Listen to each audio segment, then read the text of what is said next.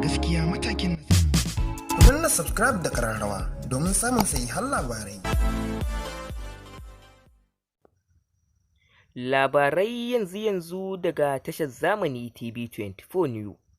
A yanzu, shahararriyar ƙungiyar nan mai zaman kanta, wato ƙungiyar ECOWAS, ta shiga ƙasar Nijar domin yin sulhu game da mai da Bazoum kan karagarsa ta mulki, inda a yanzu ga mu da cikakken bidiyon yadda shugaba Muhammad Bazoum haɗe da shugaban ƙasar Najeriya Mr. Bola Ahmed Tinubu da ma sauran wasu sojoji suka shiga ƙasar Nijar domin ganawa da shugaban sojojin Nijar ɗin.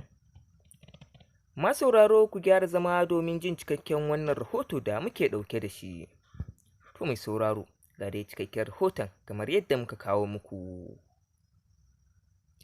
Shahararriyar ƙungiyar nan mai zaman kanta, wato ƙungiyar ECOWAS, yanzu haka ta fara ganawa da shugaban sojojin Nijar, inda shugaban sojojin Nijar ɗin yake cewa shi fa ba zai taɓa barin hakan ta faru ba, don juyin mulki a riga an yi sa, kamar yadda a kwanakin baya kuka ce za a gwabza yaƙi nan da kwana 7 idan ba mu mayar da Bazoum mulkin shi ba, to mu fa har yanzu a shirye muke domin ganin mun tunkare ku da yaƙi.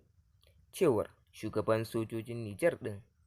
Tabbas bayanar wannan labari ya yi matuƙar sa Bola Ahmed Tinubu a cikin wani yanayi na baƙin ciki, inda yake cewa ai sojojinmu sun ƙara sabo da Nijar tunda umarni na suke jira, don haka kuwa yau dole ne za a gwabza yaƙi ko mu ko kuma ku. Cewar Bola Ahmed Tinubu abin da yake nufi dai a wannan maganar.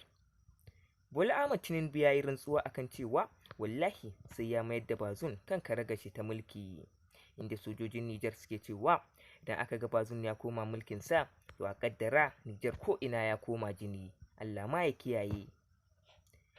A gefe kuma ƙasar Faransa haɗe da Chadi da ma dai sauran wasu ƙasashe sun yi alkawarin za su taimaka wa Najeriya wajen ganin sun yaƙi ƙasar Nijar ɗin da take shirin kawo tsaiko a sauran ƙasashen nahiyar Afirka, inda ƙasar Nijar ita kuma ta gayyato ƙasar Burkina Faso har ma da Mali da su Guniya da sauran wasu ƙasashe domin su taimaka mata wajen yin wannan yaƙi. Shugaba Bola Ahmed Tinubu ya ziyarci ƙasar China har ma da Amerika da Indiya domin aro kayan yaƙi da kuma sojoji domin su yaƙi waɗannan ƙasashen da suka ce za su taimaka wa Nijar ɗin. Masu sauraro wannan dai shine cikakken rahoto kamar yadda muke ɗauke da shi. Duka kada ku manta idan wannan ɗin ya kasance shine shigo ku ta farko wannan channel ɗin da a daure a yi mana subscribe, sannan a yi mana alamar ƙararrawa, sannan kada ku manta da alamar liking a ƙasan wannan bidiyo. Muna godiya da kasancewa da kuke da tashar Zamani TV 24 New. Zamani TV 24 New, tashar al'umma.